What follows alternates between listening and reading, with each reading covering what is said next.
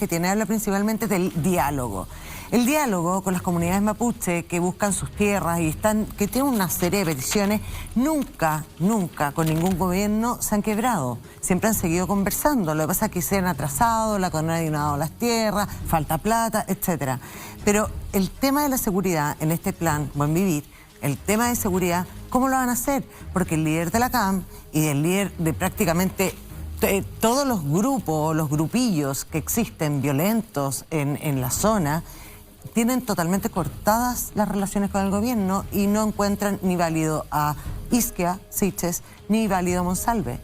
¿Cómo van a dialogar con personas que no quieren conversar con ustedes? Iba a llegar ahí, pero tenemos la parte de la habilitación política que es básico para poder llegar a conversar. Antes del Parlamento tenemos que generar las condiciones básicas en el territorio. Y aquí voy a ser enfática en esto porque pienso que muchas veces desde el centro no se entiende lo distintas que son las condiciones de esos territorios y el gran abandono que han sufrido durante tantos años. Una vez que logremos eso, vamos a poder entrar a los parlamentos, ¿ya? Y también aquí hay que cambiar la lógica, que es la lógica que hemos tenido del Parlamento hasta aquí, porque evidentemente han habido parlamentos antes, pero la lógica sobre la que se tienen que sustentar ya no es la lógica que es nuestra lógica, la lógica con la que funcionamos nosotros, es la lógica de ellos, la lógica de los pueblos mapuches en este caso, ¿ya? Y son ellos que nos tienen que decir cuáles son las condiciones bajo las que quieren conversar, son ellos que nos tienen que decir cuáles son los temas que son los temas más importantes. Hablamos de una comisión de verdad y esclarecimiento, sí, pero bajo los parámetros que son los parámetros que ellos tienen que poner sobre la mesa, porque ya basta, ya basta. ¿Pero quiénes son ellos, delegada? ¿Ellos, los mapuches que están reclamando sus tierras y esa deuda histórica que tenemos, o está hablando de ellos, de los grupos organizados? Estamos hablando, insisto, esta es una realidad que no es una realidad tan sencilla en que podemos decir, mira, de aquí para acá están los grupos que son los grupos que de alguna forma tienen reivindicaciones, que son reivindicaciones que usan armas, y acá están los grupos que no, ¿cierto? Tenemos muchas comunidades en los territorios y muchas comunidades que están dispuestas a hablar y que quieren conversar y que quieren resolver los temas. Quienes no quieran conversar, bueno, no vamos a conversar con ellos. Si ellos no quieren, no conversamos.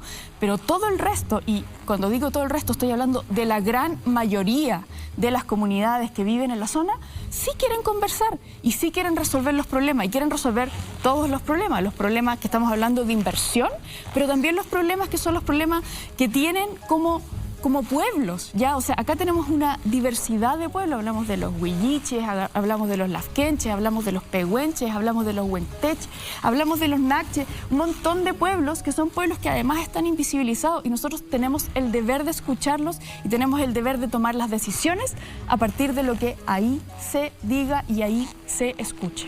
Ahora, respecto de ese tema, es cierto, hay una gran cantidad de distintos pueblos y todo, pero por supuesto que cuando el Estado, su respuesta es militar, hay un incentivo para los grupos más pacíficos de no dialogar, porque todos quieren lo mismo. Hay distintas maneras de enfrentar el problema. Hay una manera más, diríamos, extrema. La CAM, por ejemplo, que dice hacemos sabotajes, pero no matamos personas, nadie ha muerto por la CAM.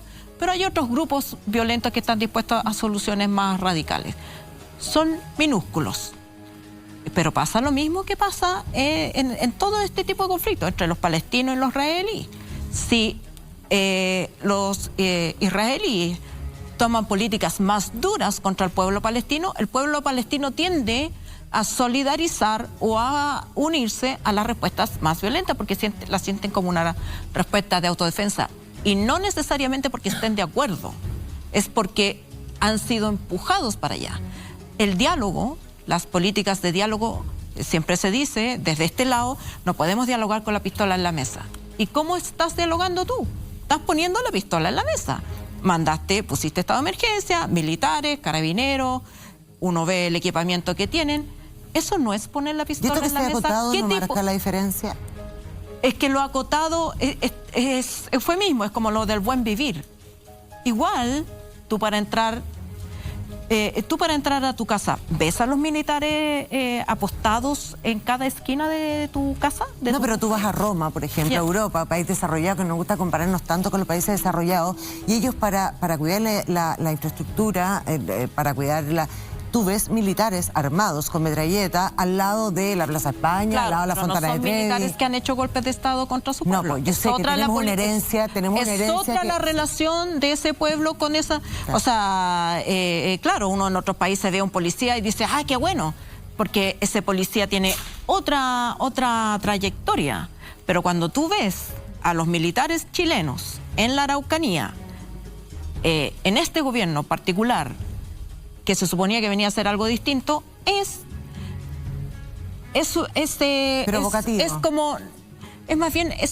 la decepción de que no se puede hacer otra cosa, de que al final llegamos a la misma solución. Entonces, cuando se criticaba a Piñera o se criticó a Bachelet, a Patricio Aylwin, a Ricardo Lagos, porque todos lo hicieron, en el fondo como que el Estado al final termina haciendo lo mismo. Y ahí, lamentablemente, entonces el discurso de la CAM cobra mayor relevancia, porque sería distinto, estaría mucho más aislado ese discurso si efectivamente hubiera un diálogo no amenazante. Porque vuelvo a decir, cuando se dice el centro, perdón, no es lo mismo vivir en Vitacura que vivir en Lo Castillo. En Lo Castillo, el narcotráfico tiene tomado todo el territorio. No entra la policía. Cuando hay respuestas del Estado, también son respuestas así de arrastre. Entran a hacer allanamientos, patean todas las puertas y destruyen 50 casas para encontrar a un narcotraficante. Cuando se han desbaratado bandas, digamos, la banda completa, desde el financista, hay un mercado, alguien compra la droga, alguien compra las armas, alguien compra la madera, y eso no se investiga. No se investiga, es el crimen organizado. Y si tú no estás investigando el crimen organizado y como Estado estás de brazos cruzados, se te va a expandir por todas partes. Pero la respuesta no es decir, oye, el crimen organizado está allá, rodeémoslo de Paco. Porque entonces, no podía pasar. Entonces renunciemos a la democracia. No podemos tener democracia. La situación que tenemos en la zona, ¿cierto? Que es la zona de conflicto intercultural es la siguiente. Tenemos extremadas y profundas necesidades que no han sido cubiertas por el Estado en mucho tiempo. Y además tenemos una situación de seguridad que es una situación grave y profunda, de seguridad. Yo, para que la gente entienda que yo necesito una solución que es una solución distinta, tengo que partir por solucionar estas necesidades que son necesidades graves. Si yo no puedo llegar con esa solución a los territorios, porque eso es lo que nos pasa, existe una licitación, no se postula a nadie.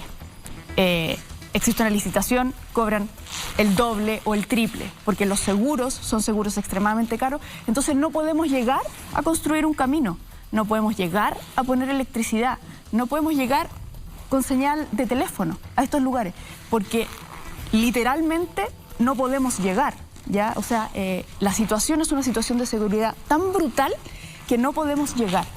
Y entonces, ¿qué es lo que nosotros decimos? Entonces, aseguremos la llegada, ¿sí? Y aseguramos la llegada con un estado de excepción acotado. ¿Qué nos permite? Nos permite asegurar los suministros, nos permite asegurar las rutas, que son las rutas principales, ¿cierto?, estratégicas en este punto, que es el punto de poder llegar con las necesidades, que son las necesidades básicas que la gente necesita y que tenemos que poder cumplir. Y tenemos que poderlas cumplir como Estado, es nuestro deber hacerlo y hasta aquí no lo estamos haciendo.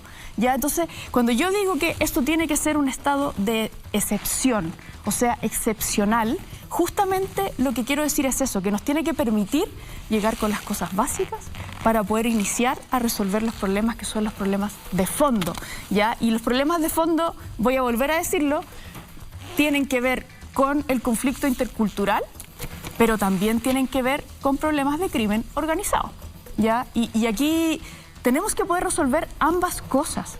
Si resolvemos solo una, vamos a seguir teniendo el otro problema y viceversa, ¿cierto? Entonces, tenemos que poder llegar. Y para eso, en este momento, la alternativa que tenemos es esta, poder asegurar las rutas, que son las rutas estratégicas, para poder llegar con luz, para poder llegar con agua, para poder llegar con caminos a esas comunidades que no tienen ninguna de ellas.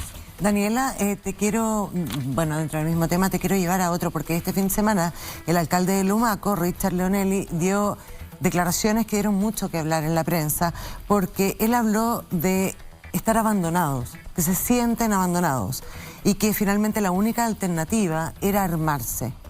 Los civiles, la gente, y que se estaban adquiriendo armas, y que la gente estaba haciendo y quiere hacer justicia con sus propias manos. ¿Qué te parecen esas declaraciones? Me parece preocupante, me parece extremadamente preocupante, pero de nuevo, es un reflejo de lo que siente la gente que vive en esta zona. ¿Ya? Y aquí estamos hablando de un alcalde, pero eso no lo siente solo los alcaldes, lo siente toda la población, y es esta sensación de abandono. ¿Ya? Y cuando yo digo abandono, es real abandono. Pero de armarse, porque el tema de las armas está siendo un tema en Estados Unidos, acá, en todas partes. Pero voy a terminar con eso. La inversión... No podemos dejar de pensar, claro, hay soluciones que la gente piensa de alguna manera una fantasía. Yo voy a tener un arma en mi casa y me voy a proteger, pero resulta que pasa lo que pasó en Estados Unidos, donde acaban de matar 19 niños, 2 profesoras, un adolescente de 17 años porque puede comprar armas en el Walmart, como cualquier persona. No, las armas no son nunca la solución. Ya, y nosotros de hecho tenemos también, estamos armando como tareas que tienen que ver con las armas para la restricción del uso de armas. O sea, el sentido en el que hay que ir es el contrario. Pero, insisto, en territorios donde durante décadas se han sentido abandonados y se han sentido abandonados por el Estado, que era quien debía protegerlos, y el Estado no llega, ¿cierto? Y el Estado ahora llega cada vez con mayor dificultad por los problemas de seguridad, efectivamente la gente empieza a decir, bueno, ¿qué hago entonces? ¿Ya? Las armas no son la solución. Y no van a ser nunca la solución desde nuestro gobierno. Nosotros vamos en la situación contraria, porque además, ¿para qué es lo que te sirve el arma? Normalmente, para lo que te sirve es tenerla en tu casa y que entre alguien a robar y se la lleve. ¿Cuáles son los próximos pasos, delegada, que va a hacer el gobierno urgente dentro de los próximos días? O sea, eso es lo que estamos haciendo. O sea, lo del el Plan Buen Vivir, independientemente de que no les guste el nombre, digamos, es algo que va a ocurrir ahora, que está ocurriendo. Ya es algo con lo que nosotros ya estamos avanzando, estamos trabajando con los distintos ministerios para poder llegar con esas soluciones. Y aquí estamos hablando de 400.000 millones de pesos, que son dinero que se está enfocando directamente en estos territorios, ¿ya? Y que va a ir por vías que son vías rápidas para poder llegar con las soluciones ahora. Y mientras tanto, tener también la capacidad de poder efectivamente y concretamente llegar con estas soluciones en los distintos espacios, ¿ya? Y al mismo tiempo, ya se le está pidiendo a las Naciones Unidas, ¿cierto?, un plan para el tema de los parlamentos, porque también creemos que una entidad que sea una entidad internacional un poco más neutral, de alguna forma nos permite... Pero eso ya se estaba trabajando. Exactamente, y eso se está avanzando. Por eso digo que esto es ahora. Esto no es un plan del futuro, esto es un plan que estamos llevando a cabo en este momento.